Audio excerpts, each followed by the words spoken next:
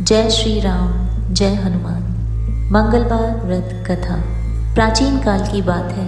एक नगरी में एक ब्राह्मण पति पत्नी रहते थे। उनके पास कोई भी संतान न होने की वजह से वे बहुत दुखी रहते थे।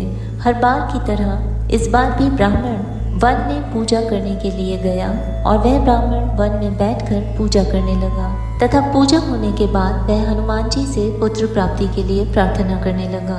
दूसरी ओर उस ब्राह्मण की पत्नी भी अपने घर पर पुत्र की प्राप्ति करने के लिए हर मंगलवार का व्रत रखती थी और हर मंगलवार को व्रत के अंत में बजरंग बली को भोग लगाकर भोजन ग्रहण करती थी।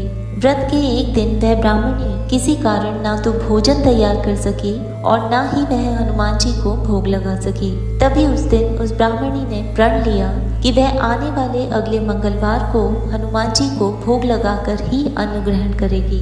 भूखे प्यासे 6 दिन बिताने के बाद मंगलवार के दिन वह ब्राह्मणी बेहोश हो गई और तब उसकी इस निष्ठा, त्याग एवं सच्ची लगन व भक्ति को देखकर हनुमान जी प्रसन्न हो गए और उस ब्राह्मणी को दर्शन दिया और कहा कि वह उस ब्राह्मणी से बहुत प्रसन्न है और उसे पुत्र प्राप्ति का वर देते हैं तथा वर स्वरूप उस ब्राह्मणी को हनुमान जी पुत्र देकर अंतर्ध्यान हो गए। ब्राह्मणी पुत्र प्राप्ति से अति प्रसन्न हो गई और उसने अपने पुत्र का नाम मंगल रखा।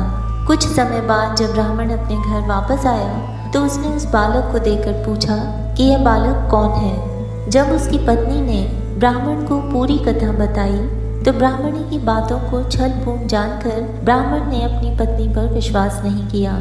एक दिन ब्राह्मण को जब मौका मिला तो ब्राह्मण ने उस बालक को कुएं में गिरा दिया और घर लौटने के बाद जब उसकी पत्नी ने पूछा कि पुत्र मंगल कहाँ है तो उसी समय पीछे से मंगल मुस्कुराता हुआ आ गया और ब्राह्मण उसे वापस देखकर चौंक गया। उसी रात हनुमान जी ने ब्राह्मण को सपने में दर्शन देकर कहा कि वह पुत्र उन्होंने ही ब्राह्मणी को दिया है तथा सच जानकर ब्राह्मण अति प्रसन्न हो गया और वह ब्राह्मण पति पत्नी नियमित रूप से हर मंगलवार को व्रत रखने लगे। अतः इस प्रकार मंगलवार को व्रत रखने वाले हर मनुष्य पर हनुमान जी की असीम कृपा बनी रहती है। जय श्री राम, जय हनुमान।